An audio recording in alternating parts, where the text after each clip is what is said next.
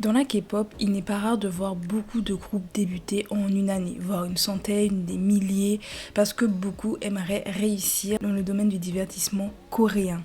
Beaucoup d'agences également du coup mettent en œuvre le plus de choses possibles pour que leur groupe fonctionne, que ce soit en termes de concepts innovants, en termes de talent et également en termes de visuel.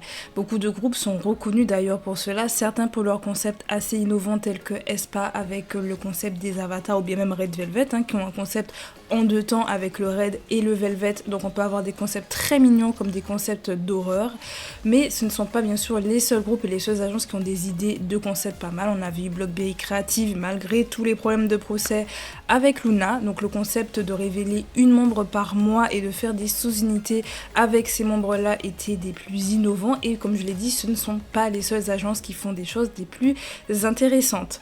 Donc on a les concepts, on a les visuals, on peut penser par exemple à Hive avec Wonyoung qui est juste incroyable, mais elle n'est pas la seule. Toutes les membres de Hive sont incroyablement belles, les membres d'Elite pour les plus récentes. Et bien sûr, on a le talent et je pense par exemple à Baby Monster qui est l'un des derniers groupes avec un immense talent et on peut pas leur enlever ça, que ce soit en rap, que ce soit en chant, que ce soit en danse, les filles sont là, elles ont été entraînées et ça se voit. Mais parfois, même si on a tous ces critères-là de remplis, il est possible que le groupe ne fonctionne jamais ou pas autant que ça aurait dû l'être. Et ce sera le cas du groupe dont on va parler aujourd'hui, car on va parler du groupe Gugudan.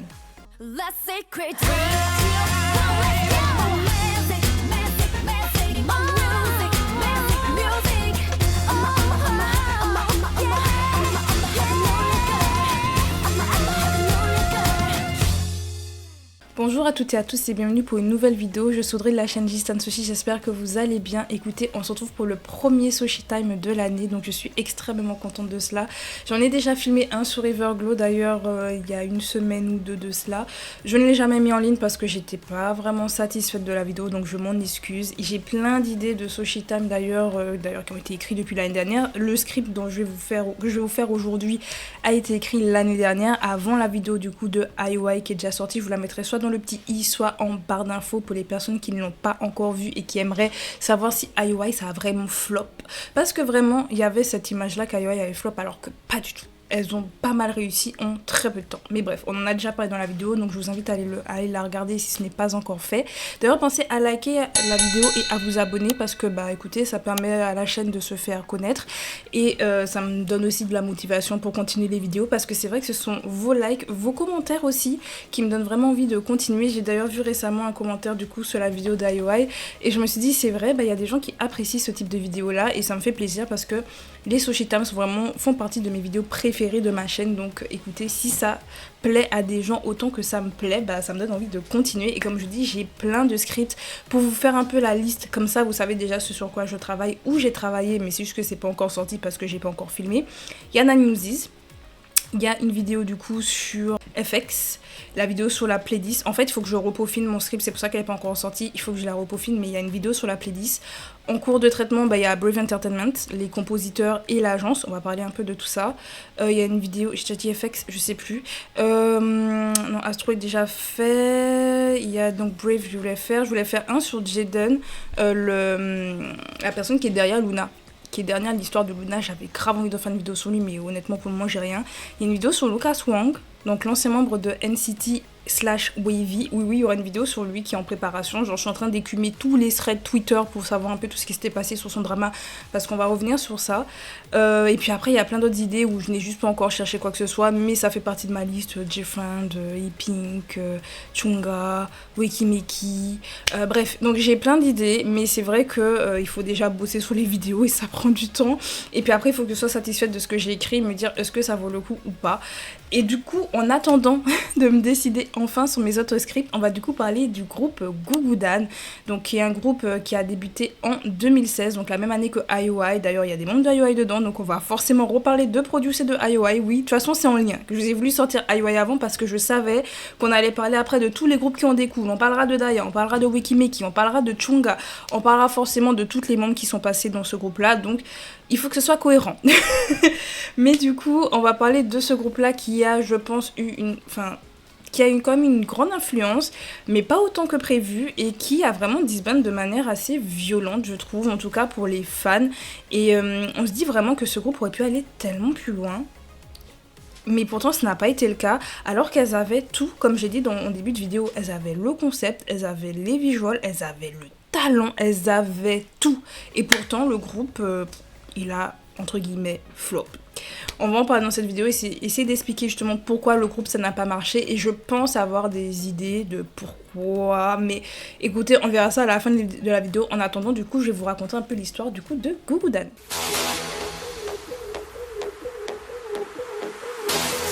Nous sommes du coup en 2015, ou du moins fin 2015, lorsque la chaîne Mnet va proposer, du coup, ou du moins va parler de sa toute nouvelle idée de show, qui sera du coup Produce 101. Cette toute nouvelle idée de show va attirer pas mal d'entreprises de divertissement qui vont trouver cette idée plutôt intéressante, car pour eux ce sera un avantage, car ça leur permet non seulement de se faire de la pub pour leur agence, mais également pour leurs futurs trainees et futurs groupes. Et c'est comme ça du coup que l'agence Jellyfish Entertainment va t'envoyer 3 de leurs meilleurs trainees dans l'émission Produce 101. On va retrouver du coup Kang Mina, Kim Na-young et Kim Se-jong. Les 3 membres vont tout de suite attirer l'œil du public, car dès le premier épisode, les filles ne vont pas se gêner pour pouvoir se mettre tout en haut des chaises, pouvoir montrer qu'elles ont confiance, mais pas que. Elles vont montrer une prestation de talent. Elles n'étaient pas du tout attendues, même si Jellyfish est quand même connue pour être une agence de talent, en tout cas de super vocalistes. On retrouve d'ailleurs le groupe VIX, groupe avec un très bon concept, mais on en parlera lorsqu'on parlera du coup de Gugudan. Mais c'est vrai qu'en termes de chanteurs, les chanteurs de Jellyfish sont pas mal mis en avant pour leur vocalise. Et on peut le dire, les filles ont prouvé dès les premières minutes du show, lorsqu'il fallait faire une prestation, elles ont montré des vocals de zinzin, une danse incroyable. Bref, elles ont ébloui les coachs et ébloui également les autres trainees. You'll never see the last of me.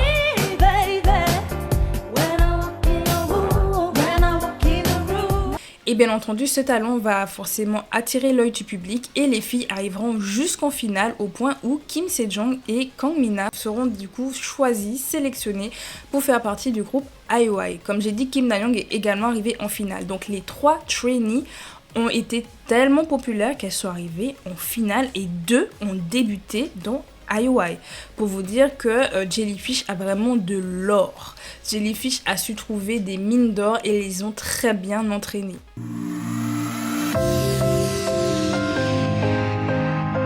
C'est donc Kim Se-jong et Kang Mina qui vont bien sûr bientôt débuter dans IOI, et en attendant, Jellyfish travaille du coup sur son futur groupe, parce que forcément, comme je l'ai dit, ils ont envoyé leurs meilleurs trainees pouvoir faire de la pub, pour que le public puisse être impatient de voir du coup le groupe qui serait derrière, le groupe que Jellyfish va produire. Lorsque l'on voit des talents tels que Kim Se-jong ou encore Kim Na-young, on se dit mais forcément il doit y avoir des trainees aussi bien, voire même plus talentueuses au sein de leur agence. Et c'est comme ça du coup qu'on se retrouve en début juin avec des rumeurs comme quoi du coup l'agence fera débuter un groupe, mais la rumeur qui va pas mal poser problème, et personnellement je pense que c'est ce qui a produit la déchéance du groupe Gugudan, c'est qu'en fait dans leur futur groupe, il y a la rumeur qui dit que Kang Mina et Kim Se-jong feraient partie du futur groupe de la Jellyfish. On rappelle, elles ont débuté avec IOI, d'ailleurs elles ont fait leur début avec Dreamgirls qui était moyen passable, on en a parlé dans la vidéo de IOI,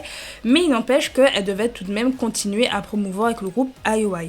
Et pourtant, on entend des rumeurs comme quoi les deux vont participer également au futur groupe de la Jellyfish, ce qui va pas mal poser problème.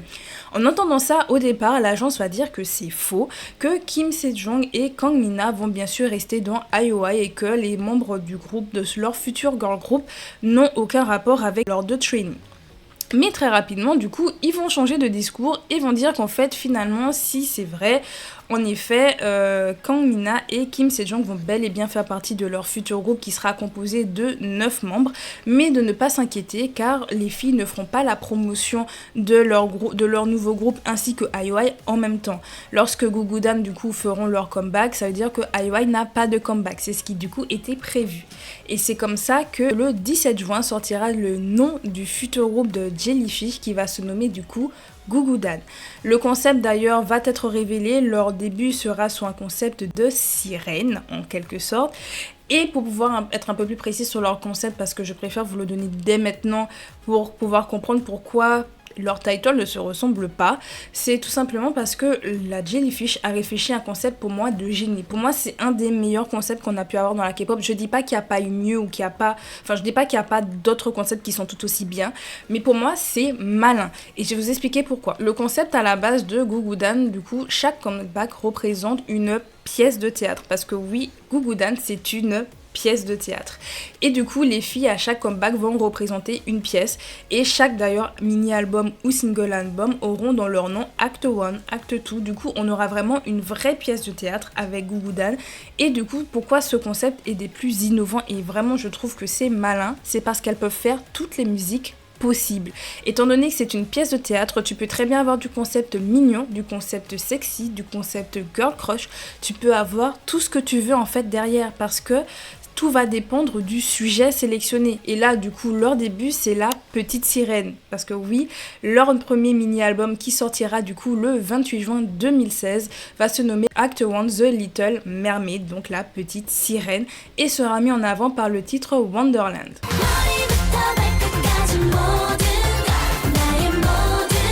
Wonderland sera vraiment accueilli de manière, comment dire, il sera bien accueilli et en même temps il y aura une part de déception et je fais partie des personnes qui ont eu cette part de déception car j'ai vu ses débuts et j'attendais avec impatience les débuts de Gugudan parce que forcément quand on a vu les 3 trainees dans Produce et j'ai suivi Produce, j'avais juste hâte de voir les autres talents de l'agence et je m'étais dit forcément on va avoir un concept de génie, surtout le concept de théâtre, de pièce de théâtre, je me suis dit mais ça va être incroyable. Et là on se retrouve avec Wonderland qui est un concept du coup cute mais pas si innovant que ça. Lorsque vous écoutez la musique et lorsque vous regardez le MV, alors il y a beaucoup de liens avec la petite sirène, vous retrouvez tout, être sous la mer, etc. On retrouve tous les concepts de la petite sirène, certes, mais en termes de musique, c'est un peu bof. C'est-à-dire que ça peut vite rentrer en tête, c'est joyeux, etc. Mais on a déjà du cute qui marche à merveille avec d'autres groupes et qui sont innovants. Nous sommes en 2016. On rappelle, on a par exemple J-Friend qui ont réussi à vraiment avoir un très grand impact dans l'industrie. Un groupe un peu plus ancien qui sont de la seconde génération et qui en 2016 sont encore là et arrivent à gérer le cute à merveille. On a par exemple le groupe A-Pink. A-Pink ont réellement réussi pendant plusieurs années à rester sur du cute et c'est pour ça d'ailleurs qu'elles ont droit à leur propre Sochitem parce que je trouve ça assez fou qu'un groupe ait réussi comme J-Friend, elles ont réussi à rester le plus longtemps possible et vraiment à grandir avec leur public et surtout ce que A-Pink a réussi à faire, c'est changer de concept. C'est-à-dire qu'elles sont restées cute pendant un long moment, mais en même temps, à chaque comeback, ou du moins certains comebacks, elles essayaient d'aller plus vers de la maturité, mais ça se faisait d'une manière tellement douce que le jour où elles ont vraiment full changé de concept, c'est passé. Les gens ont apprécié et à l'international, forcément, lorsque tu vois plus de cute et que tu vois quelque chose de plus affirmé, ça marche mieux. Et Pink, elles ont réussi ce succès-là. Mais bref, on en parlera du coup dans leur Sochitem parce que moi je trouve ça assez intéressant. Il n'empêche que, comme j'ai dit, on a les Pink qui sont dans le cute, on a J-Friend, on a Oh My Girl, on a Lovely. Surtout 2016, ça commençait vraiment à pop et à gagner en popularité. Et vous imaginez bien que quand vous avez déjà d'autres groupes qui font du cute et qui marchent, tu peux pas venir avec quelque chose de beaucoup trop basique. C'est le problème que IOI avait eu avec Dreamgirls par exemple, qui est une très bonne chanson, mais beaucoup trop fade par rapport à ce qu'on avait déjà dans l'industrie musicale à ce moment-là. Du coup, Wonderland va quand même, le single va être vendu quand même à 100 000 ventes, c'est quand même extrêmement bien, mais par contre, le mini-album sera vendu à 20 000 ventes. C'est très... Alors, ça reste fort quand même pour un nouveau groupe, mais en même temps peu quand on connaît la réputation qu'il y a derrière Kim Sejong, Kim Na-young et Kang Min-na. Quand on sait qu'on a ces 3 têtes-là, on se dit, on s'attend à quelque chose d'explosif. Et même en termes de concept, personnellement, je m'attendais à quelque chose d'explosif. Et on voit quand même que ça a été la douche froide de la part du public. Comme dit, le titre a quand même charté, le Wonderland a charté quand même. Mais c'est vrai que il y avait un petit... quelque chose qui n'a pas trop apprécié. En tout cas, en attendant... Je crois qu'il y a un avion militaire qui vient de passer au-dessus de ma maison.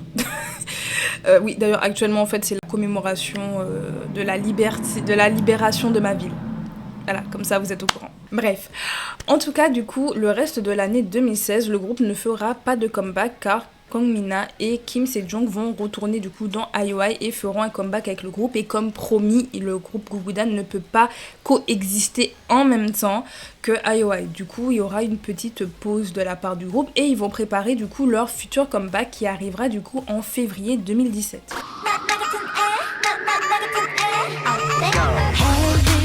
Donc le 27 février 2017, le groupe va sortir leur second mini-album qui va s'appeler Act 2 Narcissus, qui représente du coup le conte de Narcisse, donc le dieu grec. Et ce sera mis en avant par la title track A Girl Like Me.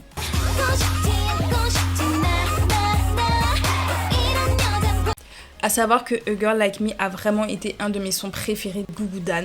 Vraiment, c'est ce qui m'a réconcilié en fait avec le groupe.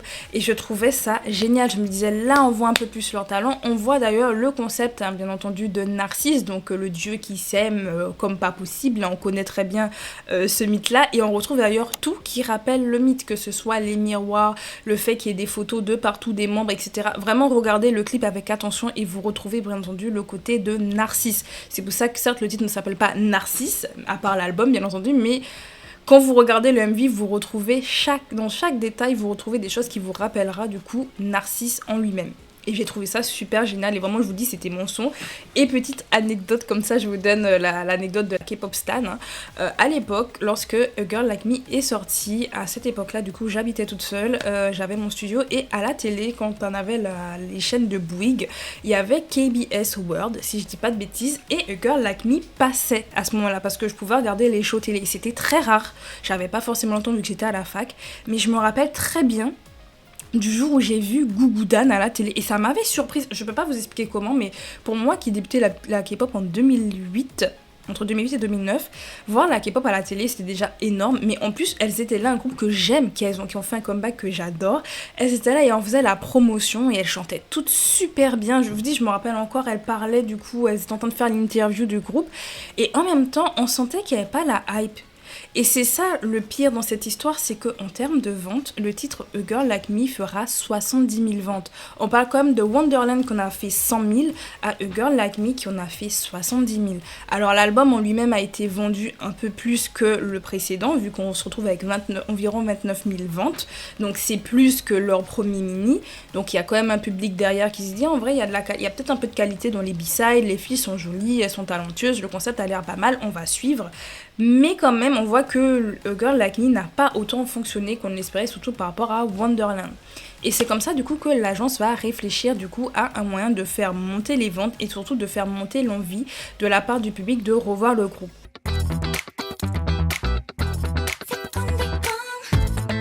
Et du coup, ce sera en juillet 2017 qu'ils vont sortir leur toute première sous-unité qui va s'appeler Gugudan Ogu Ogu.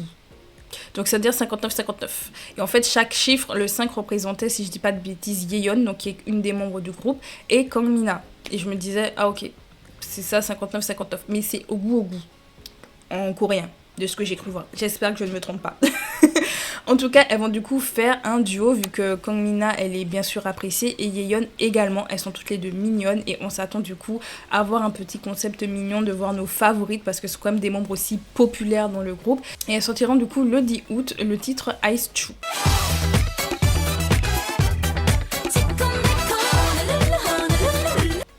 Le titre va à peu près fonctionner, mais ce sera pas non plus l'attente, je pense, que l'agence espérait. Mais en attendant, ils permettent au groupe de travailler un peu, de voir ce qui marche et de ce qui ne marche pas, pour pouvoir proposer le nouveau concept qui sortira du coup la même année, parce que oui, 2017, elles seront plutôt actives, Gugudan. Et du coup, ce sera le 8 novembre 2017 qu'elles vont revenir avec leur tout premier single album qui va s'appeler donc Act 3, Chococo Factory. Donc forcément, quand vous entendez Chococo Factory, si vous connaissez un peu les livres, si vous connaissez un peu la littérature, ou vous connaissez très bien les films qui ont marché à l'époque, ça vous fait penser à Charlie et la chocolaterie. Ah bah oui, Chococo Factory, Charlie et la chocolaterie. Vraiment, je vous dis, les filles, elles étaient dans leur concept de zinzin. Donc ils se sont dit, on va faire ce concept-là, et surtout, Charlie et la chocolaterie, c'est un peu, comment dire, en termes de concept de base, un peu loufoque, c'est un peu mignon aussi, parce que c'est avec des enfants. Et donc, on suppose bien sûr qu'ils vont jouer là-dessus, et c'est d'ailleurs le titre, la chanson titre, justement, va être vraiment dans ce style-là. Les filles vont revenir donc dans une espèce de culte, parce que Wonderland a fonctionné, et Ice Chu, ça allait. Et ils se disent, si ça marche, on va essayer de rester sur ça.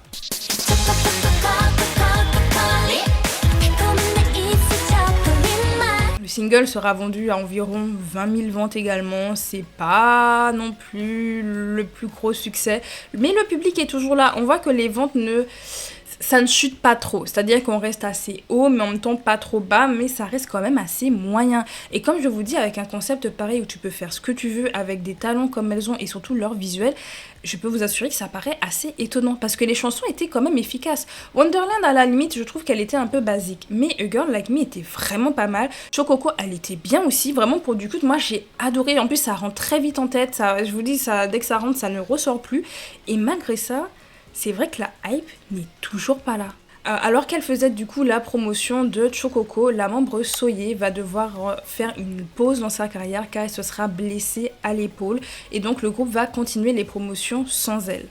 On va du coup repasser en 2018. Début 2018, le 15 janvier pour être beaucoup plus précise, l'agence Jellyfish va annoncer le retour du groupe. On rappelle, elle s'était déjà revenue en novembre et janvier, on nous annonce déjà leur comeback. Pour vous dire que Jellyfish essayait au maximum de pousser leur groupe et d'essayer d'espérer en fait que leur groupe fonctionne. Et c'est comme ça que le 31 janvier 2018 sortira la title track Boots qui proviendra de leur second single album du nom de For Kate Sift.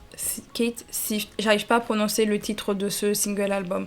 À savoir que The Boot est, je pense, l'un des titres préférés de beaucoup de K-pop stans parce que c'est un titre beaucoup plus assumé, ce n'est plus du cute. Comme je l'ai dit, de toute façon, avec leur concept, elles peuvent faire ce qu'elles veulent. Hein.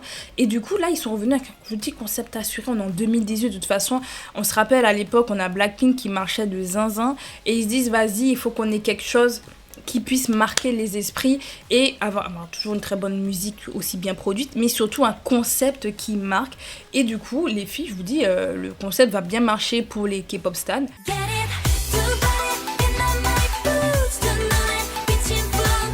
En termes de vente, on est toujours aux alentours des 20 000 ventes. Ça n'augmente pas. Et c'est ça qui est fou, surtout tout en sachant que la K-pop avait déjà commencé à s'internationaliser, à avoir de plus en plus du coup de ventes à l'international. Malgré ça, on n'arrivait que aux 20 000 ventes. Vraiment, allez regarder d'ailleurs le nombre de vues des MV de Gugudan. Elles sont toutes à plus d'1 million. C'est ça qui est le plus fou, c'est se dire qu'il y avait quand même cette hype.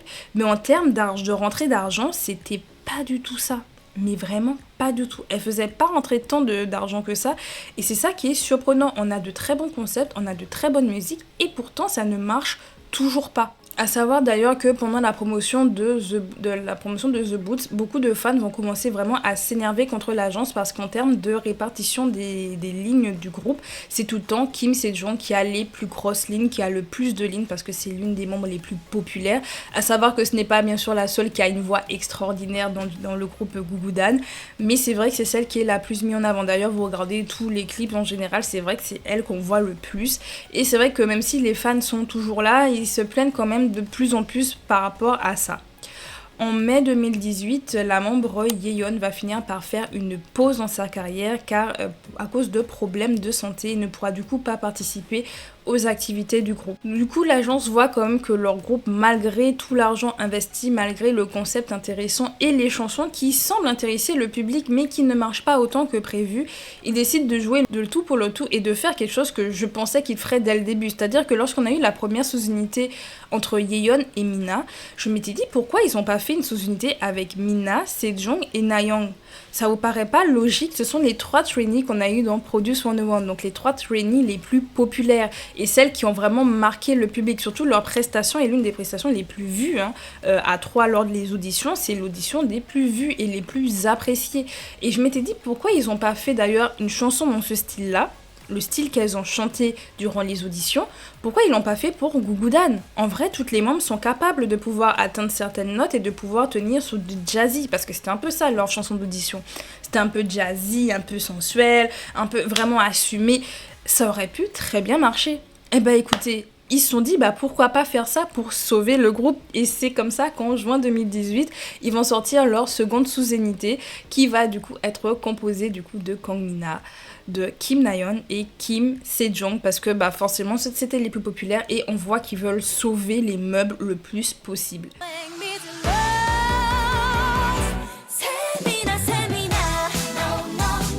on va pas se mentir, les fans qui ont suivi du coup Produce vont être pas mal intéressés par cette sous-unité. J'en fais partie, je m'étais dit oh mon dieu, depuis le temps qu'on attendait que vous fassiez ça, vous le faites vraiment trop tard. C'est-à-dire que le groupe a débuté en 2016, vous le faites en 2018. Ils avaient le temps en 2017 de le faire dès le début, même de faire le concept pour le groupe. Mais non, ils ont attendu, ils ont vu que ça marchait pas, ils ont dit on va faire la sous-unité pour sauver le tout. Bah en vrai, ça va pas tant marcher que prévu. En fait, ça va pas... Non. On espérait, mais en fait, ça va pas aussi bien marcher que prévu. Malheureusement. En septembre 2018, elles vont sortir leur tout premier single japonais et en même temps, ce même mois, la membre Yeon, qui du coup avait dû se mettre en pause pour problème de santé, va finir par quitter le groupe pour reprendre ses études.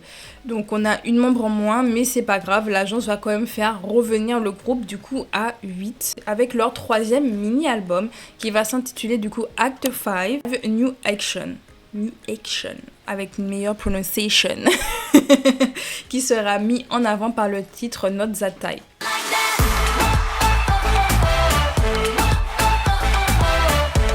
À savoir que Not That Type est également l'un des titres les plus appréciés de la part des K-pop stans, et devinez pourquoi, en tout cas à l'international, devinez pourquoi, qu'est-ce que les fans internationaux ils adorent? Les concepts assumés, les concepts cool, les concepts stylés. Not That Type. C'est exactement ça. Et est-ce que vous croyez que les ventes vont décoller pour Not That Type? Pas du tout. On arrive à 9000 ventes. Oui, ça a chuté totalement. Mais d'un coup, les ventes vont chuter. Et il faut savoir qu'en fait, après la sortie de Not That Type, il n'y aura plus vraiment d'activité de groupe. En tout cas, on n'aura plus du tout de comeback de la part de Gugudan. En attendant, du coup, en 2020, on va avoir la membre Sally, donc une des membres chinoises du groupe, qui va partir dans l'émission Chang 2020 ou Produce Camp 2020. Donc c'est le produce chinois, en tout cas le produce officiel chinois, parce qu'on a eu Adult Producer ou Use With You, en fonction de comment vous l'appelez, qui était la version non officielle, mais qui était vraiment, c'était Produce tel qu'on le connaissait. Et Produce Camp, en fait, c'était une nouvelle version du coup, mais officielle de Produce en Chine. Elle va y aller, elle va participer, et la go, quand elle va y aller, on va se dire, mais Sally, qu'est-ce que tu fais là? T'as un groupe là en Corée qui marche, pourquoi t'es là? Vraiment, le fait de voir un membre qui part dans une émission de survie à la télé, généralement pour le groupe ça sent mauvais. On a eu le cas du coup par exemple Girls Planet avec Eugene quand elle est venue par rapport à TLC. Parfois c'est pour sauver les groupes, on en a qui sont venus pour sauver Unique, Unique ils sont un peu à la poubelle. New East ils sont venus pour les sauver, ça a marché mais bon ils ont fini par disband quelques années après, mais quand même ça avait marché, la pub avait fonctionné.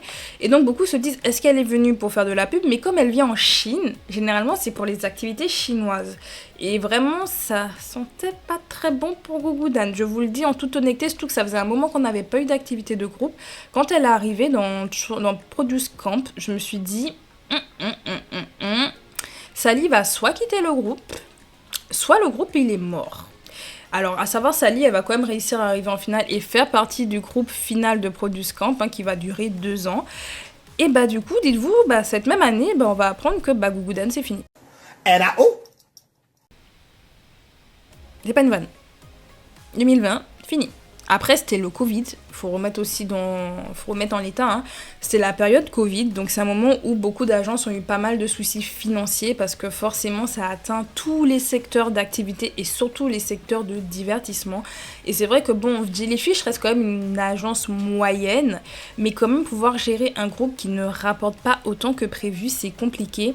Et on va pas se mentir que, vu le peu d'activités qu'on a eu depuis 2018, ça sentait un peu le roussi. D'ailleurs, en attendant, les membres, elles ont fait des activités solo, en attendant de revenir, mais au final, elles ne sont jamais revenues. Et le fait que 2020, ils disent que c'est fini, on comprend. En fait, t'as la crise du Covid, t'as le fait également qu'on n'ait plus d'activité depuis un moment. En fait, ça sentait déjà le roussi depuis un moment, surtout avec les 9000 ventes de Not That Type, là. Je pense que l'agence, ils ont abandonné. Je pense, en toute honnêteté, l'agence a abandonné. Et les membres du groupe, elles étaient là et elles pouvaient rien faire parce qu'elles ont leur contrat, en fait. Donc, t'es obligé d'attendre que tout s'arrête, quoi. Et je pense qu'elles ont aussi dû parler entre elles, savoir ce qu'elles voulaient faire plus tard, et peut-être qu'il y en a qui avaient des opportunités. que d'autres n'avaient pas. Et quand tu vois qu'en plus que l'agence se focalise surtout sur certains noms plutôt que d'autres, parce que là, je pense que vous avez remarqué, et c'est un peu fait exprès, dans la vidéo, je vous ai donné le nom de quelques membres par-ci par-là parce qu'il s'est passé des choses avec ces membres-là. Soit ils ont fait partie du coup d'une sous-unité comme Yeon, soit elles ont eu des problèmes de santé comme Soi, ou Sally qui a participé du coup à Produce. Mais, soyons honnêtes, les autres membres, on les voyait quasiment jamais. Je dis pas qu'elles étaient pas populaires, qu'elles étaient pas connues, mais soyons full honnêtes, le groupe tournait autour de Nayoung, autour de Sejong et autour de Mina. Qu'on le veuille ou non, c'était les membres les plus populaires. Et là, du coup, je vais passer à la partie du pourquoi du coup Gugudan n'a pas marché.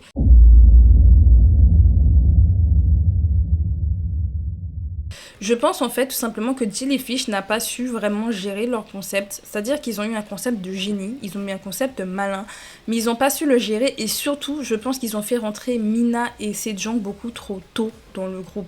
Alors c'est vrai que quand on fait rentrer des membres un peu plus tard, généralement ça pose problème. J'ai parlé de Red Velvet par exemple dans l'intro, on a eu la membre Yeri par exemple qui n'a pas pu débuter avec le groupe dès le début parce qu'elle était trop jeune et quand ils l'ont fait débuter, elle a été haïe et dites-vous jusqu'à aujourd'hui il y a des gens qui détestent Yeri pour ça et tout ce qu'elle fait c'est critiquer, on l'a traitée de pick-me etc. Vraiment elle a souffert hein, Yeri. C'est pas la seule membre, mais généralement, vous ramenez des membres dans un groupe. Très souvent, c'est mal vu. Très souvent, ces membres-là vont être détestés. Et je pense qu'en fait, l'agence, ils sont conscients de ça. Ils sont conscients que dès que la line-up, elle bouge beaucoup trop, ça peut avoir un impact, en fait, sur l'effet de groupe et surtout sur les fans. On en parlera pour Nanewsis, par exemple, parce que c'est une des choses qui, va pas mal empêcher aux gens de vraiment totalement s'attacher. Je dis pas qu'elles n'ont pas eu de succès, je dis pas que les gens ne sont pas attachés. Moi, j'adore Nanewsis, mais... Parlons en toute franchise, pour les fans coréens, en général, t'aimes bien avoir quelque chose de fixe. Et je pense que l'agence, ils y ont pensé. Ils se sont dit, on aimerait pouvoir utiliser la fame de Sejong et Mina, mais en même temps, on peut pas les faire revenir trop tard. On peut pas les faire venir après alors que le groupe débute. Honnêtement, je pense qu'ils auraient dû attendre 2017 pour faire débuter le groupe. Je pense honnêtement, ils auraient dû attendre 2017 pour les faire débuter et vraiment réfléchir à une chanson titre en fait qui puisse impacter. Parce que certes, le concept il est bien, mais commencer avec une chanson titre telle que Wonderland et après faire autant de changements de concept. C'est le principe, bien entendu, du concept de base de Gugudan. Mais vous voyez, genre faire autant de changements. À un moment, c'est cute, à un moment, c'est un peu plus affirmé. À un moment, c'est cute, à un moment, c'est un peu plus affirmé. Genre, Red Velvet, elles le font. Et elles le font très bien. Et ça marche très bien. Mais c'est vrai que si, dès le début, tu n'as pas réussi à solidifier ta fanbase, un peu compliqué. Surtout si t'en as qui, eux, ils sont là que pour une partie, l'autre est là que pour l'autre partie. Compliqué. Donc Jong et Mina dès le début alors qu'elles étaient dans IOI, ça pose problème parce que les fans vont dire qu'elles ne sont pas fidèles à IOI et que du coup Jellyfish, d'ailleurs ça va aussi pas mal jouer pour Daya à un moment donné mais pour Gugudan, c'est que les gens vont du coup savoir et comprendre que l'agence veut utiliser la fame en fait des membres. Et ils se disent mais en fait certains vont dire mais attendez on vous a donné la fame et vous allez débuter dans un autre groupe, ça marche pas. Ça marche pas, ça va pas le faire. Donc une chanson qui n'impacte pas. Vous avez des membres hyper populaires qui sont dans un autre groupe, qui ont été sélectionnés pour être dans un autre groupe de la part des fans, c'est pas des producteurs, c'est les fans eux-mêmes qui ont décidé et elles sont là. Elles sont déjà là. Le groupe est pas fini mais elles sont là. Vous les faites débuter à peu près en même temps, dans les mêmes eaux. Forcément, ça va avoir un impact dans l'image que les gens vont avoir de Gugudan. Et après, forcément, il y a aussi la promotion qui va derrière.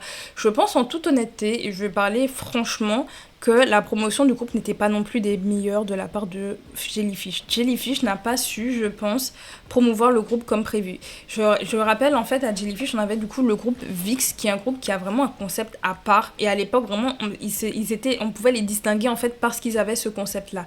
Et je pense que les gens qui attendaient, du coup, le futur groupe de Jellyfish, parce que VIX ont eu un concept assez particulier, peut-être s'attendaient à un groupe féminin dans le même style que VIX. Ils se sont dit, mais en fait, VIX, c'est un concept très bien, pourquoi on ferait pas la même chose peut-être avec un groupe féminin.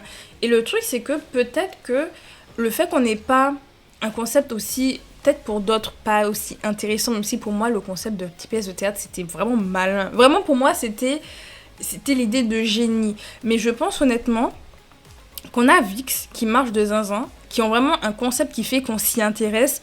Par rapport à Gugudan, c'est pas forcément the concept, c'est malin parce que ça permet de pouvoir changer, de faire tout ce qu'on veut, mais en même temps, c'est pas forcément ce qui peut attirer. Et donc on se dit, en fait, elles ont des chansons bien, elles ont des chansons qui sont sympas, les productions sont cool, les clips sont toujours bien faits avec Jellyfish. Mais la promotion derrière, tu peux pas juste attendre que les gens s'intéressent qu'au concept. Vous voyez ce que je veux dire?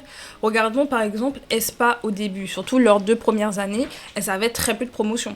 Parlons en toute franchise, de toute façon SM j'ai plein de choses à leur reprocher, mais même si elles avaient peu de promotion, leur concept attire l'œil. Leur concept attirait l'œil, donc forcément tu t'y intéressais. En tout cas ça c'était mon cas. Moi je m'intéressais, elles avaient un concept de zinzin et je me dis mais j'ai hâte de voir l'évolution du concept. Là tu te dis juste bah elles vont changer encore de concept la prochaine fois, mais en fait, ils avaient tout en main, mais ils n'ont pas su utiliser la fame du coup de Sejong et Mina et Nayoung. Ils n'ont pas su ils ont pas réussi à le faire. Ils n'ont pas su dès le début débuter avec quelque chose de fracassant. Après, tu peux avoir un début qui marche pas et puis un comeback qui pète, hein, ou vraiment péter au fur et à mesure. Mais c'est vrai que Gugudan sont restés au même palier. C'est ça qui est étonnant, c'est de se dire que les gens les félicitent quand même. Vraiment, vous allez parler à d'anciens K-pop stans qui ont connu Gugudan, ils vont dire mais ça c'était un excellent groupe. Franchement, ils ont disband, Jellyfish, vraiment ils sont nuls, etc. Parce que oui, la promotion n'était pas là.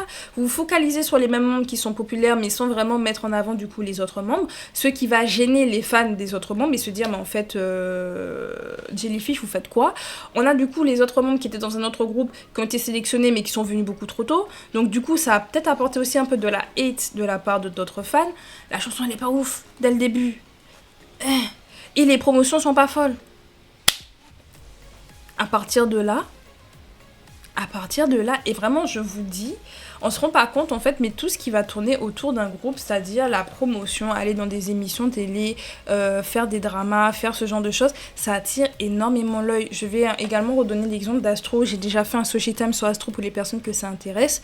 Le groupe avait quand même pas mal marché, il y avait même eu un mini drama sur eux avant qu'ils débutent, donc forcément les gens avaient hâte. Mais c'est vrai que on va pas se mentir, il y a beaucoup de fans d'Astro qui sont arrivés parce qu'ils connaissaient Chainwoo. Chainwoo a super bien pu vendre son groupe et c'est ça qui est intéressant et c'est ça qui est bon en fait, c'est qu'il a été popularisé parce qu'il était extrêmement beau et a participé à des dramas à succès, et comme il a participé à ça et qu'il allait dans plein d'émissions, il en profitait pour faire de la pub de son groupe. Il y a certaines personnes qui font ça, quand t'as un membre qui est très populaire, bah t'essayes de mettre un peu en avant ton groupe en même temps derrière, vous voyez. Mais c'est vrai que bah, pour Gugudan, ça n'a pas forcément été le cas, et c'est triste. Vraiment, je vous assure, je trouve que c'est un des groupes qui aurait pu faire tellement de choses, qui avait un concept de zinzin, genre le concept de pièces de théâtre, tu peux faire autant de pièces que tu veux, autant de concepts que tu veux. Les filles savaient super bien chanter, il n'y en a pas une qui savait pas chanter ou pas rapper. Vous voyez ce que je veux dire? Genre, elles étaient toutes très bien, elles dansaient toutes très bien, elles géraient, elles avaient tout, elles avaient le visuel. Vraiment, je vous dis, vous avez un groupe qui a tout, et malgré ça, le groupe disband, le groupe ne marche pas.